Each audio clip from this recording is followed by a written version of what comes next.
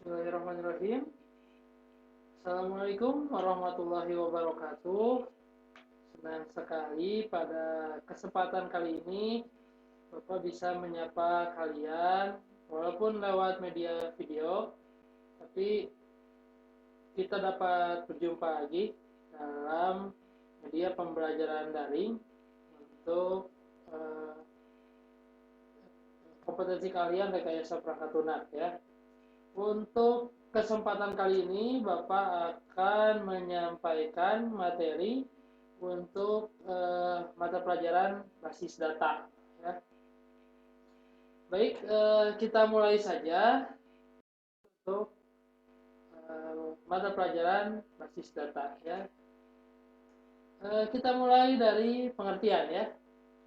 Pengertian basis data. Apa itu basis data? Basis data atau pangkalan data istilah lainnya, tapi lebih populernya basis data, adalah kumpulan data yang terorganisir, yang umumnya disimpan dan diakses secara elektronik dari suatu sistem komputer. Jadi konteks basis data di sini karena kalian jurusannya rekayasa perangkat lunak ya, teknologi informasi, maka data yang akan banyak kita olah adalah data yang bersifat digital atau data elektronik yang tersimpan dalam sebuah memori atau penyimpanan komputer ya. Tapi secara umum bila mengacu pada basis data saja, sebetulnya basis bukan data elektronik aja ya, tapi semua data yang penting data itu terorganisir ya, sebuah data atau kumpulan data, bukan sebuah data, sekumpulan data berarti banyak data yang cukup besar, banyak data dan data itu terorganisir. Nah, itu disebutnya basis data ya. Sebelum ke materi, intinya Bapak akan berikan gambaran terlebih dahulu seperti apa itu data atau basis data ya. Kita bahas dulu mengenai penyimpanan data ya sebelum ke basis data. Penyimpanan data apa biasanya yang kalian gunakan menyimpan data ya. Nah, itu penyimpanan data. Pengertian penyimpanan data sendiri adalah sebuah media, sebuah tempat, sebuah wadah di mana kalian bisa menyimpan sebuah data. Nah, data itu apa saja? Banyak ya, data itu misalkan sesuatu yang bisa kalian akses sewaktu-waktu, sesuatu yang bisa kalian ingat melihat. Misal ini contoh data ya. Contoh data adalah data nama siswa di kelas 12. Nah, maka penyimpanan datanya misalkan absensi atau presensi ya, daftar absen dari absen 1 sampai absen terakhir. Nah, itu merupakan penyimpanan data. Kenapa? Karena Bapak sebagai guru, Bapak tidak hafal urutan nama kalian ya, atau nama kalian satu persatu, mungkin butuh waktu Bapak untuk menghafalnya. Apalagi mengurutkan dari A sampai Z. Nah, itu lebih susah lagi. Maka dibuatlah sebuah media penyimpanan data, yaitu daftar absensi atau presensi ya. Itu penyimpanan data. Maka di sini penyimpanan data pertama ya, itu Bapak anggap atau Bapak tampilkan catatan ya. Catatan itu penyimpanan data. Bapak sering nyuruh kalian catat materi ini. Gunanya untuk apa? Untuk menyimpan data materi pelajaran. Bila mana kalian memerlukannya, misalkan mau ulangan atau mau ujian, data materinya ada di buku catatan kalian. Kalian tinggal buka, tinggal baca, kalian ingat lagi, gitu ya. Atau lupa sedikit, tinggal dibaca, kalian paham lagi. Nah, jadi penyimpanan data, contohnya yang paling sederhana adalah catatan, buku catatan ya. Atau misalkan bukan hanya catatan pelajaran, misalkan tadi ya catatan nama, atau mungkin catatan keuangan. Nah, itu juga kan suka disimpan di buku kas, buku keuangan, ya. Misalkan tanggal sekian beli keperluan apa, misalkan berapa item ya, berapa jumlah keperluan, harganya berapa, totalnya berapa, jadi keluar dana berapa. Itu kan tidak mungkin kalian ingat dalam jangka waktu yang lama gitu ya, agak susah untuk mengingat seperti itu, apalagi data catatan keuangannya misalnya udah 2 buku atau 3 buku, itu nggak mungkin kalian ingat-ingat. Misalkan ada yang nanya, ini tanggal sekian beli apa, harganya berapa, kan kalau ada buku catatan kalian tinggal akses di tanggal berapa. Nah, ketemu tanggalnya, oh ternyata kita beli misalkan taplak meja, harganya 10.000 misalkan, kan sampai sedetail itu ya. Jadi media penyimpanan data Bapak anggap yang paling sederhana adalah buku catatan atau catatan saja ya, tidak berbentuk buku. Misalkan seperti tadi, absensi atau presensi bentuknya hanya kertas saja ya. Kemudian penyimpanan data selanjutnya, catatan-catatan tadi atau dokumen-dokumen atau kertas-kertas tadi itu diorganisir. Nah, mulai diorganisir. Diorganisir bisa berdasarkan jenis, bisa berdasarkan keperluan, bisa berdasarkan kelas, misalkan ya. Contoh gini, catatan-catatan nilai-nilai, misalnya guru akan menilai siswa itu per kelas, ya. Tidak mungkin dicampur antara nilai kelas 10, kelas 11 dan kelas.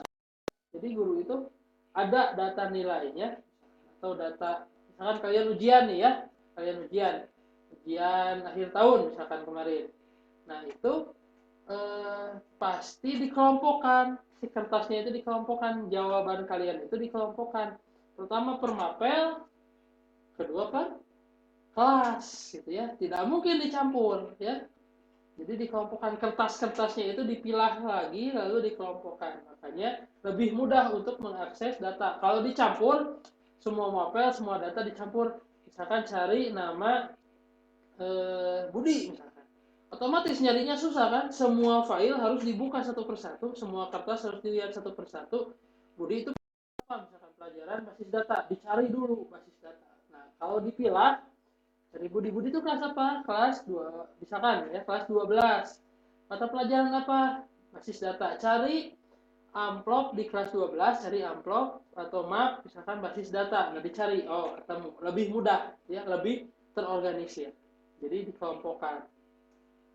Nah, ini yang kedua, setelah dikelompokkan kertasnya lalu ditata lagi misalkan bisa pakai abjad atau misalkan per tahun ya, datanya dipilah per tahun atau datanya mungkin dipilah per keperluan apa, urusan apa ya, misal keuangan tahun sekian untuk misalnya perusahaan apa ya.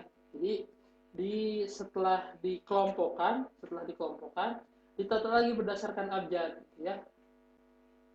Jadi lebih terorganisir lagi. Yang pertama diorganisir tadi ya, dimasukkan ke dalam map, kertas-kertas tadi dimasukkan ke dalam map. Kedua, mapnya dikasih, misalkan dikasih label huruf, dikasih label tahun ya. Kalau huruf berarti penyimpanannya dari huruf A sampai huruf Z. Misalkan gini, misalkan di kelas 12 yang namanya dari huruf A siapa saja. Ada 4 orang yang namanya dari huruf A, berarti huruf A itu menyimpan 4 data. Ya, misal seperti itu. Jadi lebih terorganisir lagi. Kemudian, nah setelah diurutkan, misalkan disimpan lagi. Kan kelas 12 itu ada kelas 12 angkatan 2021, ada kelas 12 angkatan 2022. Setelah disusun per huruf, dimasukkan lagi ke dalam binder yang lebih besar. Setelah masukkan binder, dimasukkan lagi ke dalam rak yang lebih besar. Maka pencarian data atau mengakses data akan jauh lebih mudah daripada ditumpuk begitu saja ya. Jadi lebih mudah dalam mengakses data ya, dalam hal penyimpanan data. Nah, ini sudah terorganisir datanya. Namun kekurangannya penyimpanan data dalam bentuk fisik seperti ini, ketika datanya sudah besar, misalkan SMK nih, ada SMK yang sudah misalkan berdiri 50 tahun, otomatis data angkatannya sangat banyak ya, luar biasa. Tidak muat lagi di lemari, misalkan seperti itu. Maka solusinya, nah ini misalkan masuk ke dalam media komputer ya, atau media digital, di mana media digital ini tidak memakan tempat fisik ya, fisik misalkan lemari kan fisik ya, atau berkas juga ada tumpukannya, tidak menyimpan tumpukan data yang terlalu besar, tapi cukup dalam satu komputer bisa muat berapa ratus orang, berapa ribu orang gitu ya. Misalkan contoh penyimpanan paling sederhananya yang populer saat ini, misalkan Microsoft Excel. Nah, kalau sudah tersimpan di Microsoft Excel seperti itu, nah, selanjutnya, lalu ke tahap selanjutnya, bila datanya sudah semakin besar, sudah semakin kompleks, maka tentunya diperlukan perangkat lunak khusus untuk menyimpan data. Misalkan kita pakai MySQL ya, dengan aplikasi penyimpanan datanya tentunya ya. Nah, itu Bapak bicara penyimpanan data dari yang mulai sangat sederhana sampai yang sangat kompleks ya, tentang penyimpanan data ya.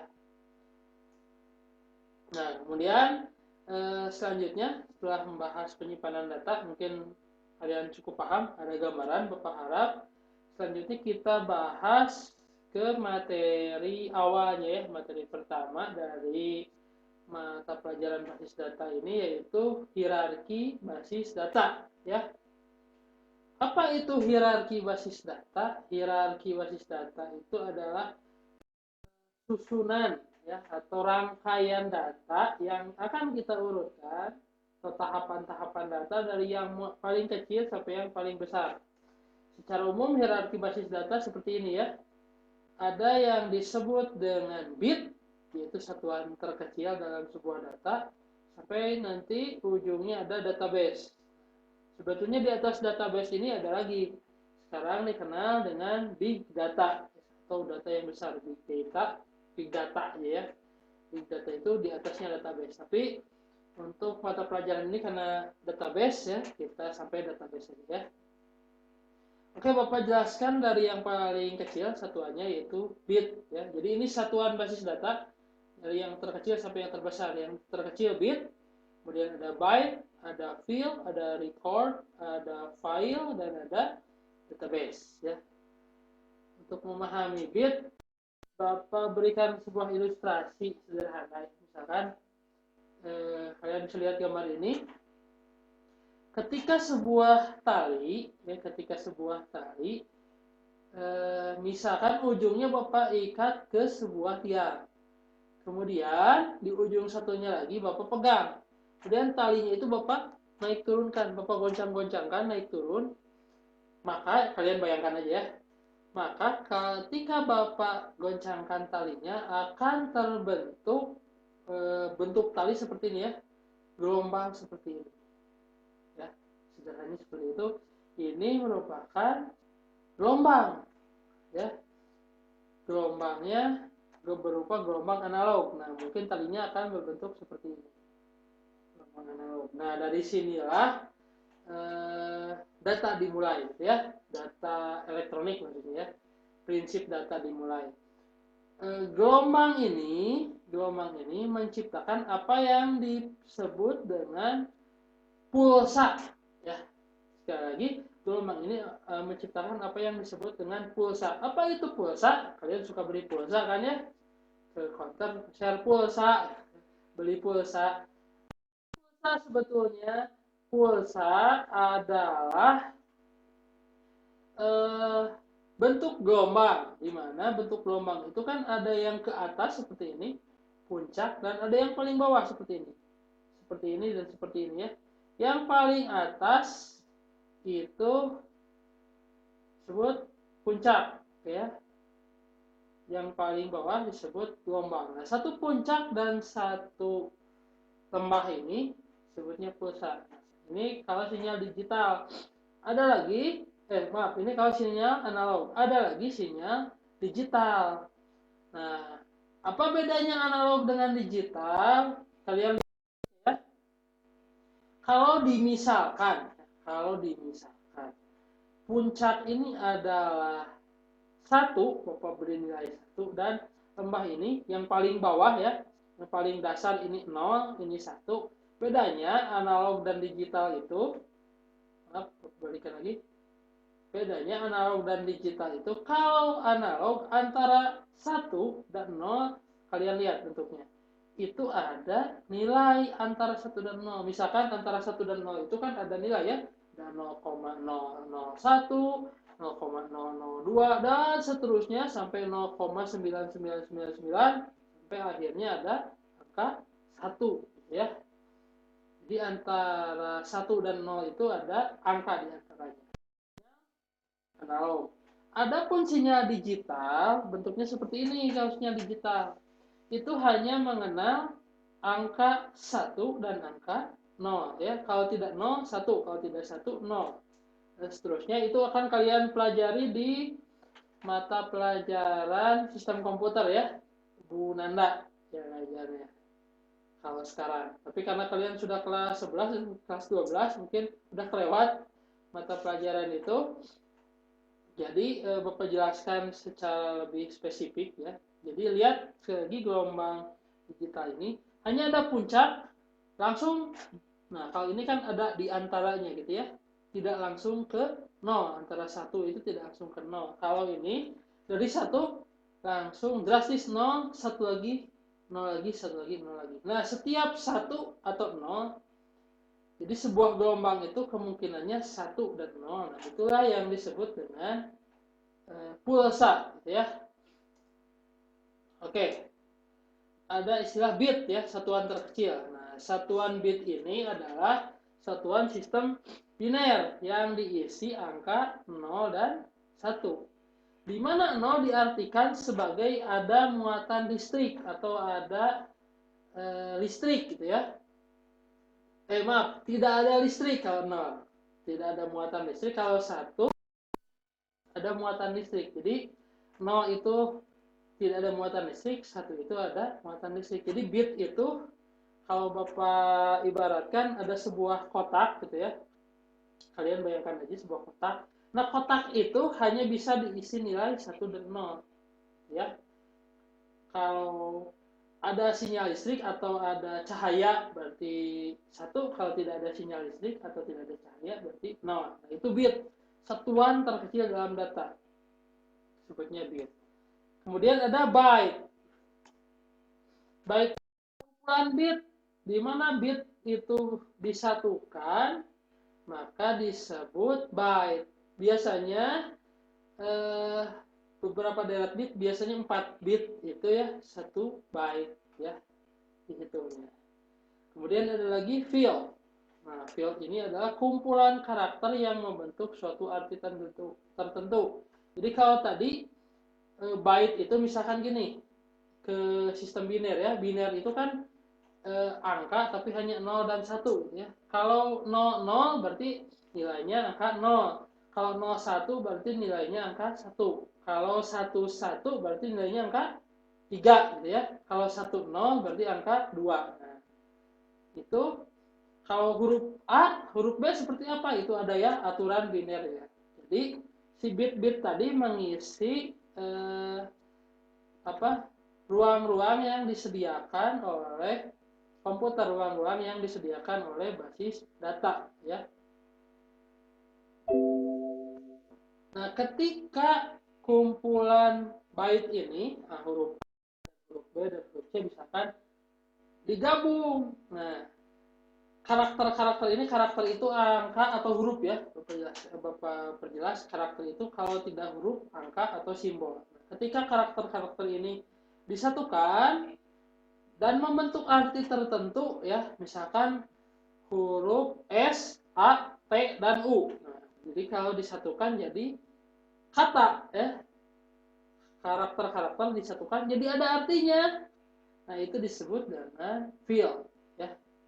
Jadi yang paling kecil itu bit, kemudian byte, kemudian fill. Nah, baru 3 ya, baru bit, byte, dan fill. Kemudian setelah fill itu ada record. Nah, untuk memahami record, Bapak beri ilustrasi dulu, Bapak beri penjelasan dulu. Ada yang disebut dengan tabel ya. Nah, tabel ini biasanya menyimpan data kan, absensi kalian, kehadiran biasanya bentuk tabel ya. Nilai kalian juga biasanya bentuknya tabel ya.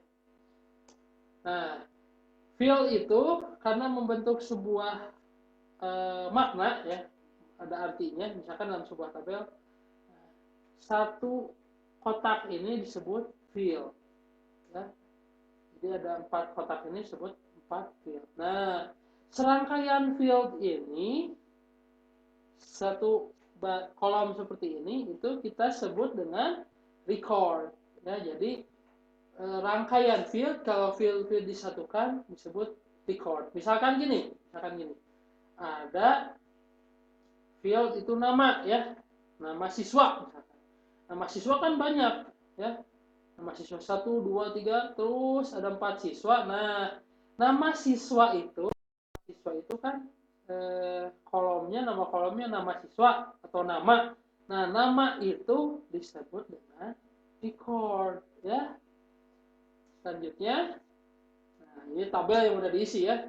Jadi yang disebut dengan field itu ini, misalkan field itu nama itu Ahmad Yadi Nugraha, kemudian Budi Muhammad Rukiani, itu field. Nah, ketika 3 nama ini ada dalam satu tabel, dalam satu kolom, maka nama ini disebut dengan record ya. Adapun ketika record, kan ada berapa record nih? Ada NIS, ada nama, tanggal lahir, dan alamat. Ada 4 record. Nah, 4 record ini dalam satu tabel data pegawai gitu ya. Jadi data pegawai ini punya 4 record ya. Setiap record ada 3 field ya. Nah, data pegawai inilah yang akan kita sebut dengan file. Jadi ada file data pegawai, ada file gaji pegawai, ada file kehadiran pegawai, dan lain-lain ya. Maka balik lagi ke sini, data pegawai ini akan kita sebut file. Oke, selanjutnya yang paling akhir, yang paling tinggi adalah database. Apa itu database? Balik lagi ya. Kalau satu file ini Bapak bahasakan satu tabel ya. Jadi nanti satu tabel ini kita artikan sebagai satu file. Kalau database itu banyak file atau banyak tabel. Nah, di mana tabel ini disatukan, dihubungkan, direlasikan ya, dikoordinasikan. Jadi kumpulan-kumpulan file atau kumpulan-kumpulan data yang terorganisir. Nah, inilah yang akan kita sebut dengan database ya. Nah, artinya ini database adalah koleksi sistematis dari data. Kemudian database dapat memudahkan manajemen data.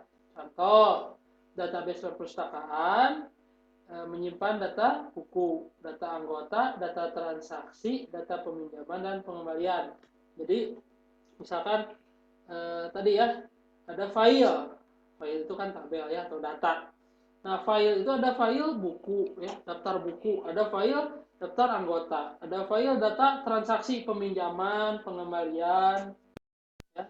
Nah, itu kan file-file ya, ada buku, anggota, transaksi peminjaman, transaksi pengembalian. Ada 4 file. Nah, 4 file itu nanti dihubungkan, organisir, disebut database perpustakaan ya.